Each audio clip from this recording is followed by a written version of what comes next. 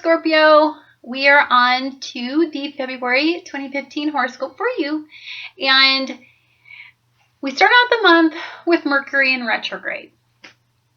And you're kind of a sign that likes to move forward. I mean, you have all this fire and energy, and you have a really fast-moving planet as your ruler. So you're not one to want to ponder. Although you're a deep thinker, you don't sit there and just aimlessly ponder something, because you take action pretty much on what needs to be taken action on. So this energy isn't entirely difficult for you. It is in your your fourth house. So you've been reflecting on home and family since January, and you will until the 12th of this month, and then give it a couple days, maybe the 14th. And so you're going to be thinking a lot about, is my family meeting my expectation? Is there some ways I can improve? You're going to be looking at the past, and you're going to be, analyzing your relationships, and you're just going to be wondering if everything is going the way it should. You may be thinking about moving. You may be thinking about looking at your life and seeing, is this really where I want to end up and stay and be? Because this is an energy that, makes you look at your real estate and makes you wonder if you're truly happy. Maybe you need to revamp something. Maybe you need to add on to your household to, generate something, an idea that you have. So you're going to be thinking about all of these things. Now, when Mercury's in retrograde, even though you have all this wonderful insight, don't do anything. And so for you, Scorpio, it's going to be kind of hard because you guys are doers. And so I would say wait until the 14th to start talking about and really moving forward with any plans, signing any legal contracts, looking at anything that may generate something regarding your home and family.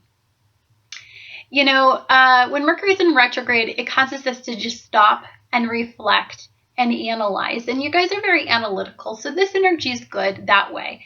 But then you're going to want to do it once you find the problem. And then I would just encourage you not to until after the 14th.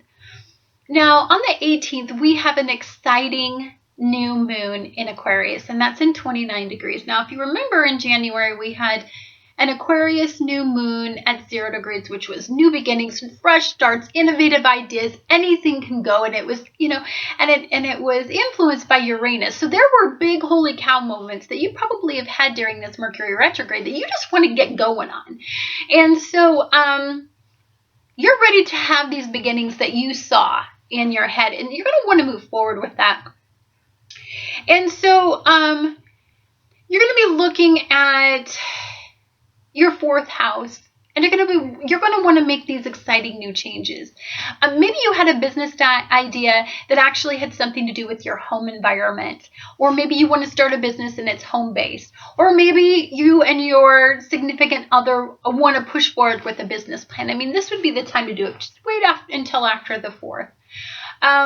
Venus, Mars, and Neptune are going to be influencing you for the first 3 weeks of this month. And this is kind of cool, because I just want to tell you that with this much energy in those houses, that means what you've been thinking about and trying to really decide if you wanted to do could actually manifest.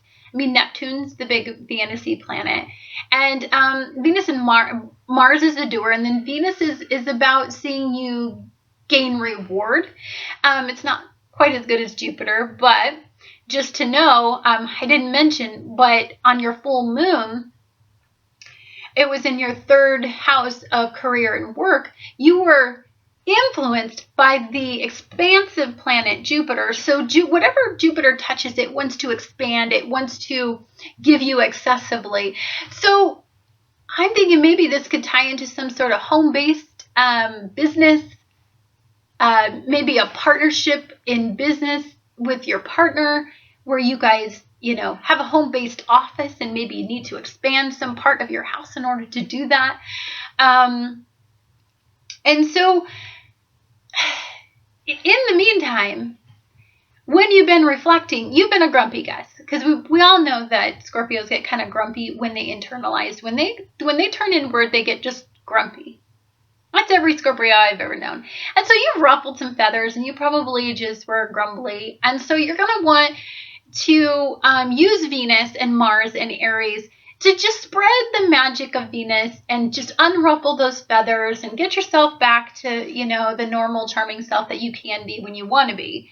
And you'll be able to do that. Another thing at the end of the month you're going to be reflecting on is, okay, I've been grumbly. I've been in a bad mood. I haven't felt real great, you know. Maybe I need to look at my health and my mental well-being, and I need to learn to balance my moods and balance my expectations and balance my life. Maybe something came up that you just need to start looking at, setting a routine for exercising, eating better. And you'll be able to do that successfully at the end of the month if that's something that came up through your quiet reflection period. It probably came up through people's input, but neither here nor there.